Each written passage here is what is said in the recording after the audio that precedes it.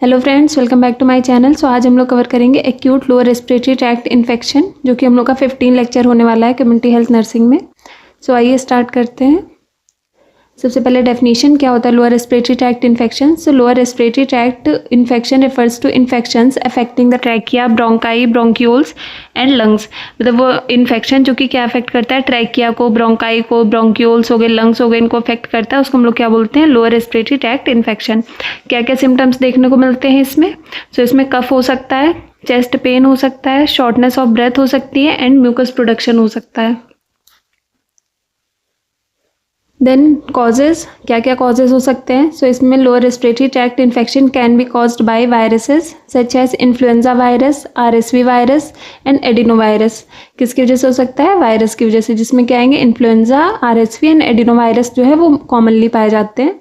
Then bacteria जैसे कि Streptococcus निमोनियाई, इसके कारण हो सकता है। समटाइम्स मिक्स्ड इन्फेक्शन हो सकता है। Then lower respiratory tract infection can be more severe and may require medical intervention such as antibiotics और antiviral drugs। मतलब ये सीवियर भी हो सकता है, जिसमें क्या होती है, एंटीबायोटिक्स की दवाई की ज़रूरत पड़ सकती है, फिर एंटीवायरल ड्रग्स जो है इनकी ज़रूरत पड़ सकती है। Then types of lower respiratory tract infection, तो ये कितने टाइप्स का होता है? सो इसमें आएगा acute bronchitis, then bronchiolitis and pneumonia. So ये हम लोग जो है एक एक करके कवर करेंगे।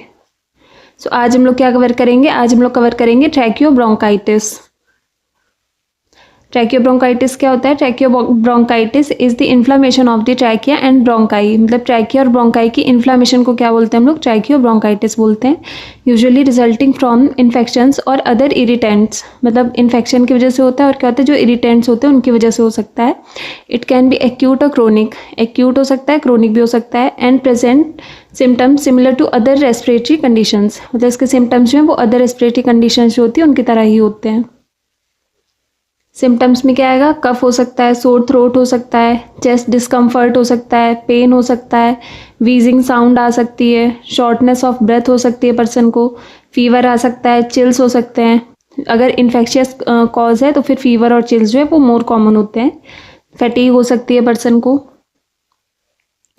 साइंस क्या क्या हो सकते हैं? सो रोंकाई या वीजिंग साइन जो है वो देखने को मिलता है ऑस्कल्टेट करने पर। देन इंक्रीज्ड रेस्पिरेटरी रेट, जो पर्सन की रेस्पिरेटरी रेट होगी वो क्या होगी? बढ़ी हुई होगी। यूज़ ऑफ एसेसरी मसल्स, जो पर्सन है जब वो सांस लेगा तो अपनी एसेसरी मसल्स जो है उनका यूज़ करेगा। एसेसरी मसल जैसे एब्डोमिनल मसल्स जो होती है उनका यूज़ करेगा। Then possible signs of upper respiratory tract infection, मतलब उसके साथ में उसको जो है अपर रेस्पिरेटरी ट्रैक्ट इन्फेक्शन जो है वो भी हो सकता है, जैसे नेजल कंजेशन हो गया। देन डायग्नोसिस, क्लिनिकल इवैल्यूएशन करेंगे सबसे पहले, जिसमें हम लोग डिटेल पेशेंट हिस्ट्री लेंगे। देन उसके बाद में फिजिकल एग्जामिनेशन करना है पेशेंट का to assess symptoms and signs. Then laboratory test करेंगे, जिसमें हम लोग क्या करेंगे, सीबीसी चेक करेंगे, कोई भी इन्फेक्शन है उसको चेक करने के लिए। इसमें डब्ल्यूबीसी काउंट जो है वो चेक करते हैं बेसिकली। देन स्पुटम एनालिसिस करेंगे एंड कल्चर करेंगे टू आइडेंटिफाई बैक्टीरियल या वायरल पैथोजन तो नहीं है, इसको आइडेंटिफाई करने के लिए स्पुटम एनालिसिस करते हैं। देन रैपिड एंटीजन टेस्ट करेंगे या फिर पीसीआर कर सकते हैं फॉर स्पेसिफिक वायरल इन्फेक्शन। अगर डाउट है कि कोई भी वायरल इन्फेक्शन है तो फिर उसके लिए पीसीआर कर सकते हैं। इन्वेस्टिगेशंस में क्या क्या करेंगे? ब्लड टेस्ट करेंगे, जिसमें क्या करेंगे, बेसिकली सीबीसी करेंगे, सी रिएक्टिव प्रोटीन चेक करेंगे पेशेंट की। Then erythrocyte sedimentation rate check करेंगे to evaluate inflammation and infection, कि पर्सन जो है उसको कोई भी इन्फ्लामेशन या फिर इन्फेक्शन तो नहीं है, इसके लिए हम लोग ये टेस्ट करते हैं।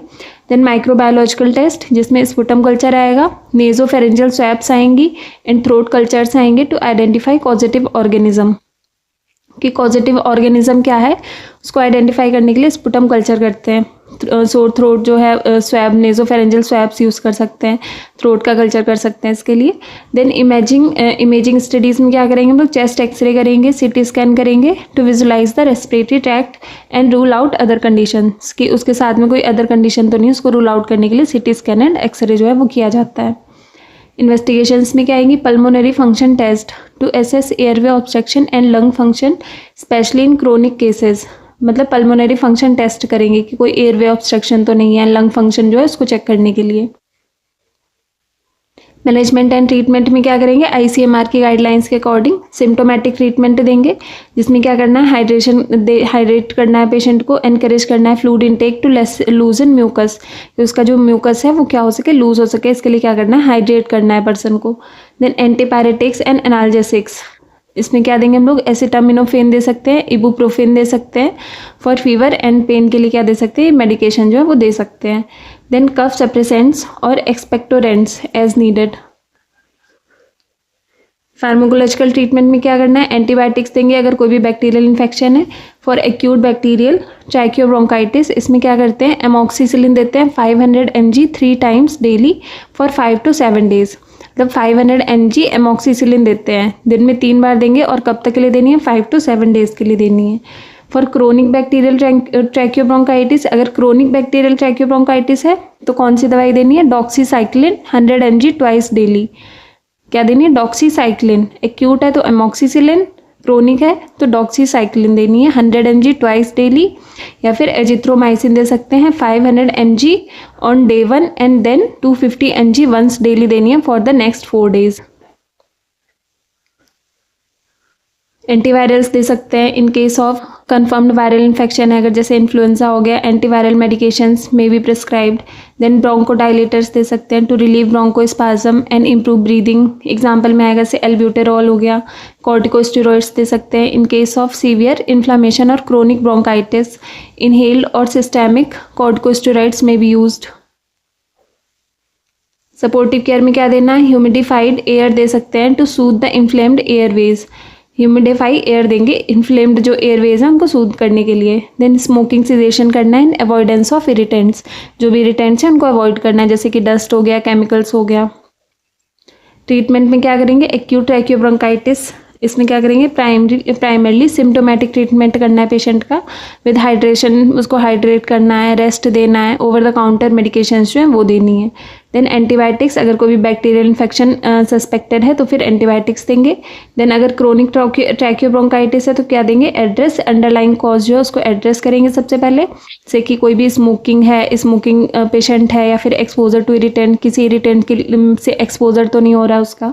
देन रेगुलर मॉनिटरिंग करनी है पेशेंट की एंड फॉलोअप के लिए बोलना है।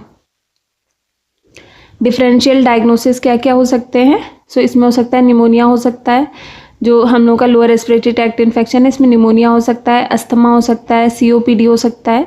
निमोनिया क्या है, मोर सीवियर सिम्टम्स होते हैं इसमें, हाई फीवर हो सकता है, सिग्निफिकेंट ऑस्कल्टेटरी फाइंडिंग्स जैसे क्रैकल साउंड आती है इसमें, and radiographic evidence of lung consolidation इसमें देखने को मिलता है। अस्थमा में क्या होगा, characterized by episodic wheezing sound आएगा, डिस्निया हो सकता है, एंड रिस्पॉन्स टू ब्रोंकोडाइलेटर्स के लिए रिस्पॉन्सिव हो सकता है, usually with a history of atopy. Then chronic obstructive pulmonary disease क्या है इसमें, क्रोनिक प्रोडक्टिव कफ होगा इसमें, हिस्ट्री ऑफ स्मोकिंग हो सकती है, प्रोग्रेसिव ब्रेथलेसनेस हो सकती है, and air flow limitation on spirometry, मतलब स्पायरोमेट्री करने पे क्या आएगी, एयर फ्लो जो है वो लिमिट होगी उसकी। ब्रोंकाइटिस हो सकता है, it can be similar but may be differentiated based on the extent and chronicity of symptoms, मतलब ब्रोंकियोलाइटिस की तरह होता है बट इसकी जो एक्सटेंट है उस पर डिपेंड करता है कि सिम्टम्स और जो उसका एक्सटेंट है उस पर डिपेंड करता है। Chronic bronchitis is defined as a productive cough for at least 3 months in 2 consecutive years। Chronic bronchitis कब बोलेंगे, जब क्या होगा, उसको एज अ प्रोडक्टिव कफ होगा फॉर एटलीस्ट 3 months, तो 3 महीने के लिए 2 consecutive years में कम से कम 3 महीने तक उसको अगर प्रोडक्टिव कफ है तो उसको क्या बोलेंगे, क्रोनिक ब्रोंकाइटिस बोलेंगे। Then upper respiratory tract infection हो सकता है, टिपिकली इन्वॉल्व्स नेजल कंजेशन हो सकता है, इसमें साइनस प्रेशर हो सकता है, सोर थ्रोट हो सकता है, and less involvement of the lower respiratory tract, जो उसका क्या होगा, लेस इन्वॉल्वमेंट होगा। देन रेफरल में क्या है, referrals for tracheobronchitis are crucial for appropriate management, particularly when initial treatments do not resolve and condition or when more underlying severe issues are suspected। तो का रेफ़र करना जब उसको कोई भी जो मैनेजमेंट हम लोग कर रहे हैं, अप्रोप्रिएट मैनेजमेंट के बाद भी अगर वो ठीक नहीं हो रहा है तो फिर उसको क्या करना है, रेफ़र करना है पेशेंट को। सो थैंक यू गाइस, आज के लिए इतना ही। अगर आपको मेरा वीडियो पसंद आया तो please like, share and subscribe it. Thank you.